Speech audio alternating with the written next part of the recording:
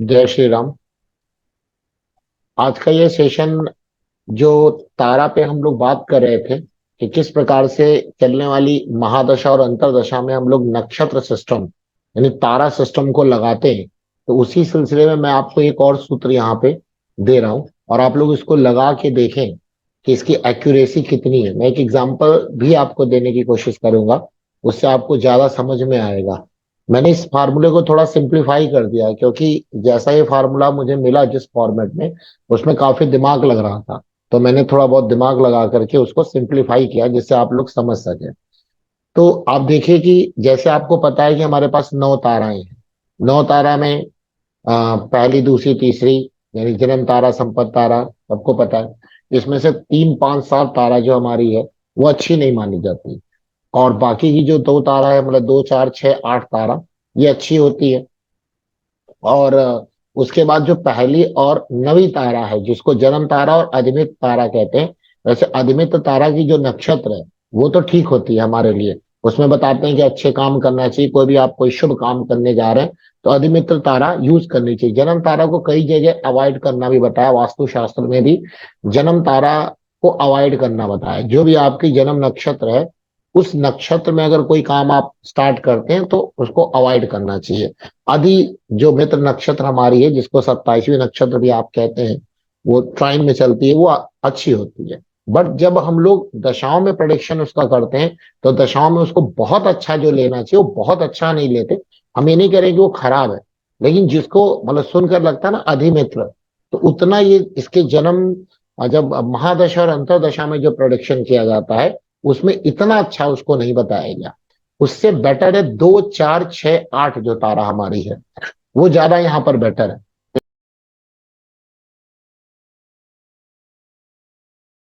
ये आपको दिख रहा होगा यहाँ स्क्रीन पर।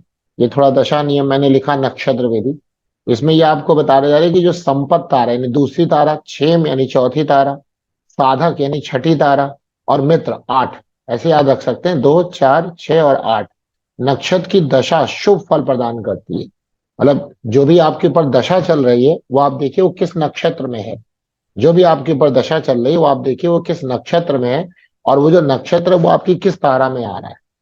तो अगर वो दूसरी तारा, चौथी तारा, छठी तारा और आठवीं तारा में है तो उसकी दशा शुभ फल देती है। जबकि जन्म तारा और अधिमित्र तारा, जन्म तारा मतलब पहली तारा हो गई और अधिमित्र तारा यानी नवी तारा हो गई, इसका मिश्रित फल है। मिश्रित का मतलब अच्छा भी और बुरा भी, यही मैं आपको कह रहा था कि ऐसे अधिमित्र तारा को बहुत अच्छा तारा बताया गया है और अच्छी नक्षत्र बताया गया। इसमें लगभग लगभग कोई भी शुभ काम स्टार्ट करने के लिए बताया गया। बट जो काम आप स्टार्ट करने जा रहे हैं उसके लिए जो शास्त्रीय विधि में यानी कि जो वैदिक के अनुसार कौन कौन से नक्षत्र होने चाहिए और कौन कौन से दिन होने चाहिए वो लीजिएगा। अपने मन से आप अधिमित्र को ना लीजिए। इन जनरल अधिमित्र आप कर रहे हैं, कुछ नहीं देख रहे हैं तो हो जाएगा। क्योंकि मुहूर्त का बहुत इंपॉर्टेंट रोल है। मुहूर्त में ये कहा जाता है कि आपके ऊपर चलने वाली दशा और अंतरदशा अगर खराब भी है, लेकिन अगर आपने कोई काम अच्छे मुहूर्त में स्टार्ट किया है तो वो शुभ होने के चांस है। इसको जो है विश्वकर्मा प्रकाश में भी लिखा है। विश्वकर्मा प्रकाश में विश्वकर्मा जी ने भी इसके बारे में बताया है कि कभी भी जो घर का निर्माण है, घर की नींव है, घर का जो भी आप क्या नाम है वार्मिंग कर रहे हैं, मीन्स गृह प्रवेश कर रहे हैं, कुछ भी अगर आप करते हैं तो आप जो वहां दिया गया है जिस नक्षत्र में उसी नक्षत्र में करने का विधान है। दिन का भी वहां पे बड़ा रोल है। तो आप उसके अकॉर्डिंग वहां पे देखेंगे। और उसके लिए मुहूर्त चिंतामणि बुक आती है, वो बहुत अच्छी बुक है। उसमें किस काम के लिए कौन सा मुहूर्त होना चाहिए, क्या ग्रह की स्थितियां होनी चाहिए, वो उसमें दिया हुआ है। उसी के अकॉर्डिंग आप काम करिए। तो कोई भी काम चाहे छोटा काम हो चाहे बड़ा काम हो, इवन आपको कोई गेट टुगेदर भी करनी है, अपने ऑफिस में मीटिंग भी करनी है, तो आप उसी के रूल के अकॉर्डिंग करिए। अब आप लोग कहेंगे कि अरे मीटिंग करें तो हम ये देखेंगे, भाई देखेंगे तो जो मीटिंग आप करेंगे ना वो सक्सेसफुल होगी, उसका कोई कंक्लूजन निकलेगा। वरना मीटिंग आप जानते हैं ऑफिस में कैसी होती। मीटिंग हो गई, कोई पता नहीं चला मीटिंग का क्या कंक्लूजन था, पता चला मीटिंग करने में गए तो भी कंफ्यूजन था, निकल के आए तो भी कंफ्यूजन है। तो मीटिंग करने में भी आप ये कॉन्सेप्ट यूज कर सकते हैं। वहां सबका दिया हुआ है, मुहूर्त चिंतामणि बुक है। तो वो कभी जरूरत पड़ेगी या कभी हमें टाइम लगेगा तो हम उसमें भी आपको कुछ मुहूर्त निकाल के बताएंगे। चलिए इसमें आते हैं। तो यानी कि यहाँ पे अधिमित्र तारा को तो हम लोग बहुत अच्छा मानते हैं। बट यहाँ जब जन्म दशांतर दशा की बात आती है तो उसमें देखिए कि इसका मिश्रित फल देने के लिए बताया गया है, जन्म और अधिमित्र की। जबकि ये तो 3 5 7 तारा जो तारा है वो तो घोषित तारा है कि भाई अशुभ ही फल करेगी। तो ये कैसे देखा जाएगा? अब ये जो 3 रूल मैंने आपको बताए, जो भी आपकी दशा चल रही है, जो भी आपकी दशा चल रही है, वो देखिए, वो किस, जो दशा, महादशा, अंतरदशा, किसी पे भी ये रूल आप लगा सकते हैं। वो देखिए कि वो जन्म कुंडली में किस नक्षत्र में वो प्लेनेट बैठा है, वह नक्षत्र आपकी किस तारा को बिलोंग करता है। जिस तारा को बिलोंग करता है, ये 3 रूल आपको समझ में आ गया होगा। अब केवल यही रूल नहीं है, अब देखिए अगला रूल। अब ये बताते हैं कि मान लीजिए 2 4 6 8 तारा, जिसको आपने सबसे अच्छी तारा कहा है, शुभ फल, यहां से कोई भी प्लैनेट, मतलब जो भी आपकी दूसरी तारा है, चौथी तारा है, छठी, आठवीं, अब क्या दूसरी जो तारा है उसका प्लैनेट फिक्स होगा? 100% फिक्स होगा, 100% फिक्स होगा। और इसमें सीक्वेंस होता है। जैसे मान लीजिए किसी का जन्म बुध की नक्षत्र में हुआ, एग्जाम्पल ले लिया, तो पहली तारा हमेशा बुध की आएगी, यानी जिसको आप जन्म तारा कहेंगे। दूसरी तारा जिसको आप संपत्ति तारा कह रहे हैं, तो बुध के बाद दशाओं का क्या सीक्वेंस है? बुध के बाद केतु आएगी ना, तो केतु जो उसकी संपत्ति तारा होगी। अब केतु के बाद शुक्र आता है ना, तो तीसरी तारा विपत, तो विपत उसकी शुक्र हो जाएगी। समझ में आया ना? तो इस प्रकार से करना है, यानी कि जो दशाओं का सीक्वेंस पढ़ते हैं आप पराशरी में, बुध, फिर केतु, फिर शुक्र, उसके बाद सूर्य, उसके बाद चंद्र, उसके बाद मंगल, उसके बाद राहु, गुरु, शनि, फिर अगेन बुध आ गया। तो आप ये 9 का जो कॉम्बिनेशन है वही सेम चलेगा। अब मान लीजिए किसी का जन्म जो है सूर्य के नक्षत्र में हुआ है, चंद्र, जब आप पैदा हुए, कोई भी व्यक्ति पैदा हुआ, तो उसके चंद्रमा सूर्य के नक्षत्र में गोचर कर रहे थे, तो चंद्रमा की नक्षत्र, सूर्य की नक्षत्र में उसका जन्म हुआ, तो पहली तारा सूर्य की हो गई, तो दूसरी तारा संपत्ति तारा कौन सी होगी? चंद्रमा की होगी। दशाओं के सीक्वेंस लीजिए, तीसरी तारा किसकी होगी? मंगल की होगी, मंगल की होगी। इस प्रकार से आप ले लेंगे, तो आप देखेंगे कि सेम सीक्वेंस आता। आप करके देखिए इसको, फिर बताइएगा। ऐसे सीक्वेंस चलता है। मैं भी आपको एग्जांपल भी दूंगा। तो यहां पर ये बोला जा रहा है कि अगर मान लीजिए दूसरी तारा, चौथी तारा, छठी तारा, आठवीं तारा, ये हमारी सबसे अच्छी तारा है ना। अब मान लीजिए कोई भी प्लेनेट है, वो जिस तारा का भी है, तो भी भाई 9 प्लेनेट में कोई ना कोई तारा, 9 प्लेनेट है, 9 तारा है, जिस तारा की दशा और अंतरदशा चलेगी, वो प्लेनेट किसी ना किसी तारा से तो संबंध रखता होगा। तो एक ऊपर वाली, अभी आपने 3 मेथड देखा कि अगर मान लीजिए चलने वाली दशा अंतरदशा आपको लग रहा है शुभ है, या अधिमित्र की, यानी कि यानी पहली और 9th की है, या आपको लग रहा है अशुभ है, तो एक तो वहां से अशुभता पकड़ में आई। एक यहाँ पे ये रूल अगला देखिए कि अगर वो जो भी दशा अंतरदशा चल रही है, अगर वो 2 4 6 8 तारा से वो त्रिकोण में आती है, तो बहुत अच्छा फल देगी, बहुत अच्छा फल देगी। अगर उससे केंद्र राशि में बैठे ग्रह की दशा आएगी, तो साधारण शुभ फल देगी। लेकिन अगर 2 4 6 8 तारा से, अगर आप देखेंगे कि जिसकी अंतरदशा चल रही है, वो प्लेनेट अगर त्रिक राशि यानी 6th 8th एंड 12th भाव में चला गया, जिस भाव का मतलब वहां से, जो 2 4 6 8 तारा वहां से काउंट करेंगे, तो वहां से अगर आप काउंट करेंगे और 6 8 और 12 में चला जाए, तो आप वहां के अशुभ फल प्राप्त करेंगे। कैसे? एग्जाम्पल आपको बताते हैं, चिंता न करिए, पहले नियम समझ लीजिए। इसका स्क्रीनशॉट लेकर इसका नोट जरूर कर लीजिएगा। तो एक तो ये नियम हो गया, 2 4 6 8 तारा से अगर कोई भी चलने वाली दशा अंतरदशा त्रिकोण में है, ट्राइन में है, तो अधिशुभ, आपके केंद्र में है तो साधारण से शुभ, और अगर 6 8 12th में है तो अशुभ फल करेगी। इसी प्रकार जिसको आपने 3 5 7 तारा कहा है, वहां से बैठे ग्रह की दशा अगर त्रिकोण में आ जाती है तो अशुभ फल होगा, केंद्र में आती है तो मध्यम फल होगा, त्रिक में आएगी तो शुभ फल कर देगी। क्योंकि 3 5 7 तारा अशुभ है ना, तो यहां से छठे आठवें 12वें पे आपको शुभ फल प्रदान हो। ठीक है, ये क्लियर? अब जैसे यहां देखिए, अगर पहली और नवी तारा से बैठे ग्रह की दशा, पहली और नवी, इसके लिए बहुत अच्छा नहीं बताया गया। देखिए, त्रिकोण में तो मिश्रित फल, मिश्रित में शुभ ज्यादा होगा, अशुभ कम होगा, बट अशुभ रहेगा। केंद्र में तो सामान्य सा फल मिलेगा, और त्रिक है तो मिश्रित, जिसमें अशुभ फल ज्यादा होगा, शुभ कम होगा। ठीक। एक एग्जाम्पल आप देखिए, ये हमने क्या किया कि इस व्यक्ति का एक कुंडली है, मकर लगन कुंडली यहाँ पे ले लिया हमने। इसका राहु की राहु की नक्षत्र में जन्म हुआ, तो देखिए मैंने यहाँ लिखा पहली तारा, दूसरी, तीसरी, चौथी, पांचवी, छठी, सातवीं, आठवीं, नवीं तारा। इसमें राहु, चूंकि राहु की नक्षत्र में जन्म है, तो पहली तारा जन्म तारा जिसको कहेंगे वो राहु की हो गई। दूसरी संपत तारा गुरु, क्योंकि अंतर वो दशाओं का सीक्वेंस देखिए, राहु, गुरु, शनि, बुध, केतु, शुक्र, सूर्य, चंद्र, मंगल। वही मैं आपको बता रहा था। आ गया। अब मुझे इस व्यक्ति पर ना चंद्रमा की अंतरदशा चल रही है। इस व्यक्ति पर अभी एट प्रेजेंट चंद्रमा की अंतरदशा चल रही है, एडी। अब जन्म कुंडली में आप देखिए, चंद्रमा चंद्रमा सेवंथ लॉर्ड होकर के अपने से आठवें चले गए। तो ठीक है भाई, सेवंथ हाउस को नुकसान करेंगे, सेवंथ हाउस को नुकसान करेंगे। ठीक है। और चंद्रमा अगर आप देखिए तो चंद्रमा इनकी कौन सी आठवीं तारा है? आठवीं तारा कौन सी? मित्र तारा। देखिए आठवीं तारा कौन सी? मित्र तारा। तो चंद्रमा इनकी मित्र तारा है, तो वहां से तो लग रहा है अच्छे फल कर रहे हैं, अच्छे फल कर रहे हैं। यहां से सेवंथ हाउस का लॉर्ड एर्थ अपने से एर्थ में चला गया, तो लग रहा है कि कुछ थोड़ी बहुत समस्या करेंगे, लेकिन सेवंथ हाउस से रिलेटेड। अब यहां पे देखिए बृहस्पति की दृष्टि है, लग रहा है बहुत अच्छा है। मित्र की तारा चल रही है, अच्छा है। ठीक है। किसी भी अशुभ ग्रहों का प्रभाव इस पे नहीं है, इस पर अशुभ ग्रहों का कोई प्रभाव नहीं आ रहा। ना मंगल की दृष्टि है, ना कोई शनि की दृष्टि है, केवल गुरु गुरु की दृष्टि है, अच्छी दृष्टि है। ठीक है, गुरु ट्वेल्थ हाउस के लॉर्ड है, थर्ड हाउस के लॉर्ड है। ठीक है। अब जरा आते हैं तारा सिस्टम पर, देखिए कितना एक्यूरेट रिजल्ट निकलेगा। तारा हमने देखा तारा हमारी 2 4 6 8, दूसरी दूसरी तारा, चौथी तारा, छठी तारा, आठवीं तारा। ये जो चंद्रमा की अंतरदशा चल रही है जिसको हम एडी कह रहे हैं, हम इन तारा से इसकी पोजीशन देखना चाह रहे हैं।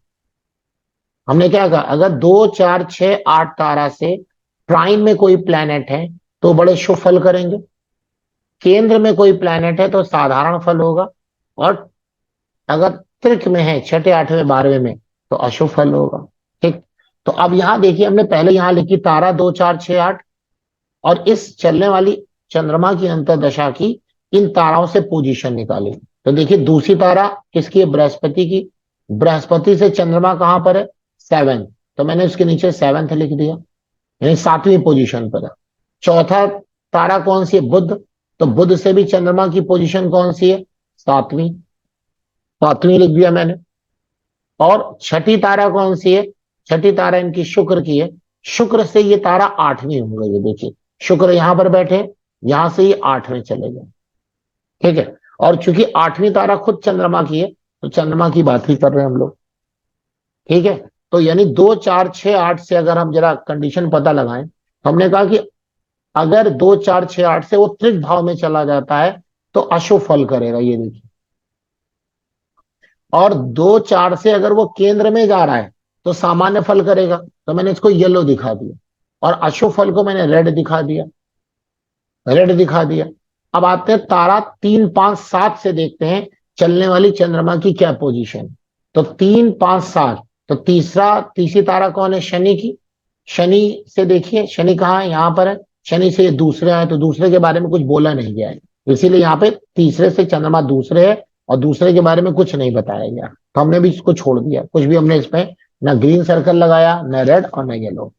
अब आइए, पांचवी तारा केतु की है, तो केतु से ये कहां पर आ गए? नाइन्थ में। देखिए केतु पांचवी तारा है, पांचवी तारा केतु की है, और चंद्रमा की जो पोजीशन है वो केतु से कहां पर आ गई? नाइन्थ में आ गई। अब नाइन तारा, चूंकि अभी क्या लिखवाया मैंने कि अगर 3 5 7 से त्रिकोण में कोई प्लेनेट बैठा है तो बहुत ज्यादा अशुभ फल करेगा, ये देखिए 3 5 7 अपने में अशुभ है, और वहां से अगर त्रिकोण में है तो अति अशुभ, यानी यहाँ डबल रेड होना चाहिए, यहाँ डबल रेड हो जाना चाहिए। यहाँ पर डबल रेड, क्यों डबल रेड हो जाना चाहिए समझ में आया? बहुत ज्यादा ही अशुभ फल करेगी, ये देखिए। ठीक। तो चलिए, सातवीं तारा कौन सी है? सातवीं तारा है सूर्य की। सूर्य से चंद्रमा की पोजीशन क्या है? सूर्य से चंद्रमा की पोजीशन छठी हो गई, जो अच्छा है, क्योंकि 3 5 7 से अगर 6 8 12 पे चला जाएगा तो अच्छी फल आएगी, यानी एक अच्छा मिला यहाँ पर, एक अच्छा मिला। अब आइए, पहली और नवी तारा में क्या बताया गया कि पहली और नवी तारा में अगर त्रिकोण में है तो मिश्रित फल जिसमें शुभ थोड़ा ज्यादा होगा, अशुभ भी रहेगा। केंद्र में तो सामान्य, त्रिक में है तो ज्यादा अशुभ होगा। यहां देखिए, तो हमारी जो पहली तारा कौन सी है, राहु की। राहु से चलने वाली चंद्रमा की अंतर्दशा कहां पर आ रही है, राहु से चलने वाली चंद्रमा की अंतर्दशा हमारी तीसरे आ रही। तो तीसरे के लिए तो कुछ बोला नहीं गया, इसलिए मैंने कोई सर्कल नहीं लगाया। नवे से, नवी तारा कौन सी है, मंगल की। मंगल से देखिए छठे आ गई, तो छठे आ गई। अभी क्या लिखा, अगर नवी तारा से ये त्रिक में आ जाए तो बहुत ज्यादा अशुभ फल करेगी, अशुभ फल ज्यादा है इसमें। तो ये देखिए यहां पर भी मैंने रेड लगा दिया। अब आप मुझे खुद ही देख के बताओ, ये जो चंद्रमा की अंतर्दशा चलेगी, इसके लिए खराब है कि अच्छी है। खराबी है, अच्छा तो एक ही जगह दिख रहा है, तीन जगह तो, तीन क्या बल्कि इसको तो चार ले लीजिए, क्योंकि बहुत ज्यादा शुभ हो गई ना। चार जगह खराब है और दो मिले हैं पीले पॉइंट, मतलब ना अच्छे ना खराब, और एक मिला है ग्रीन, यानी बहुत ज्यादा खराब दशा हो गई, बहुत ज्यादा खराब दशा हो गई। अब जरा हम इसकी पोजीशन चेक करते हैं कुंडली के अंदर। तो ये D1 चार्ट में चंद्रमा हमारा सेकंड हाउस में आया। जनरल कॉन्सेप्ट के अकॉर्डिंग सेकंड हाउस को एक्टिवेट करना चाहिए इसको। पैसों से की स्थिति थोड़ी बहुत ठीक है, सेकंड हाउस है, साथ अपने से चला गया है आठवें, तो सातवें भाव को नुकसान करेगा, लेकिन सेकंड हाउस में खुद बैठा है। आर्थिक स्थिति को थोड़ा बहुत अच्छा करना चाहिए था, क्योंकि मकर लगन में ये मार्केश भी होता है, लेकिन इतना मार्केश नहीं है, इतना मार्केश नहीं, तो उसका स्वास्थ्य भी खराब होना चाहिए था। बट ऐसा तो कुछ नहीं दिख रहा हमको यहाँ पर। अब जरा हम डिविजनल चार्ट पे चलते हैं। तो D1 D9 में जब हमने इसकी पोजीशन देखी, तो मीन राशि में है। मीन राशि में आर्टियन प्रिंसिपल के अकॉर्डिंग यहाँ पे भी ये सेकंड है, क्योंकि मीन राशि यहाँ थर्ड हाउस में आ रही है, कोई छठे आठवें बारे में तो गई नहीं। तो D9 में भी ठीक है। बट जैसे ही हम D10 में पहुंचे, तो D10 में हमें ये दिखाई दिया यहाँ पे कि D10 के अंदर 10 चौथे भाव में चंद्रमा और राहु का कंजंक्शन है। तो कहां पे आपको खराबी नजर आई, यहां तो हमको तारा नक्षत्र में समझ में आ गया कि गड़बड़ होगा। कहां गड़बड़ होगा, तो जिस डिविजनल चार्ट में ये प्रॉब्लम ज्यादा दिखे। तो जैसे ही हमने D10 चार्ट में देखा, D10 चार्ट में, तो D10 चार्ट में दिखाई दिया कि भाई ये जो है ना, चौथे हाउस में राहु और चंद्रमा बैठे हुए हैं। और आपको पता है D10 चार्ट आपके प्रोफेशनल का चार्ट है, और वो भी उसका चौथा भाव 10वें भाव से 7वां है। तो चौथा भाव क्या है, कि आपके जॉब में आने वाली समस्या जिससे आप जूझेंगे वो है। और कब जूझेंगे, जहां पे आपके D10 में चौथे भाव में जो प्लेनेट बैठा है, वहां पर अगर उसकी दशा चलेगी तो वो जूझेंगे। कब, अगर वहां मैलेफिक प्लेनेट बैठा हो, और वो कहीं से क्या हो, क्या मैलेफिक प्लेनेट के थ्रू इन्फ्लुएंस्ड हो जाए। तो चलने वाली चंद्रमा देख रहे हैं आप तारा नक्षत्र में कितनी खराब है, और वहां पे D10 चार्ट में चौथे हाउस में चंद्रमा राहु के साथ है। तो राहु के साथ है तो पता ही है, राहु चंद्रमा, तो उसने D10 में चौथे हाउस में बैठ करके उसकी ना जॉब में बड़ी स्थिति खराब कर दी। बस ये समझिए इस व्यक्ति को जॉब से निकाला नहीं गया, मतलब कोई भी काम इसको दिया ही नहीं गया, हटा दिया गया काम से। मतलब इससे ये बोल दिया गया कि आप खुद ही रिजाइन कर दो, क्योंकि अगर आप खुद रिजाइन करोगे तो जो थोड़े बहुत पैसे वो आपको मिल जाएंगे, वरना अगर हम लोग निकाल देंगे तो वो भी नहीं मिलेंगे। इस व्यक्ति ने वो भी नहीं किया, रिजाइन भी नहीं किया, और दिन भर अपना बैठा, कोई काम ही से सारे काम छीन लिए गए। मतलब इससे ज्यादा इंसल्ट और क्या हो सकती है। और अभी इसका दूसरी जगह इसको ट्रांसफर कर दिया गया, एकदम रिमोट एरिया में, जहां जाने के बाद और ज्यादा स्थिति खराब होगी। तो आप देखिए तारा से आप कितनी जल्दी पकड़ पाए कि चलने वाली दशा हमारी अच्छी रहेगी कि बुरी रहेगी, जो मैंने सिस्टम बताया आपको। और जिस डिविजनल चार्ट में उस पोजीशन, उसकी प्लेनेट की पोजीशन खराब हो जाए, तो वो आप पकड़ लेंगे। आपको पता होना चाहिए जो हमारा फोर्थ हाउस होता है, फोर्थ हाउस, वैसे भी फोर्थ हाउस जॉब में आने वाली समस्या का होता है। यहां पर बैठे प्लैनेट जॉब में समस्या दिलाएंगे अगर वो क्या हो जाए, अगर वो मैलेफिक प्लैनेट से अफेक्टेड हो जाए, मैलेफिक प्लैनेट से अफेक्टेड हो जाए, नीच का हो जाए, अस्त हो जाए, उस वक्त समस्या आएगी ही आएगी।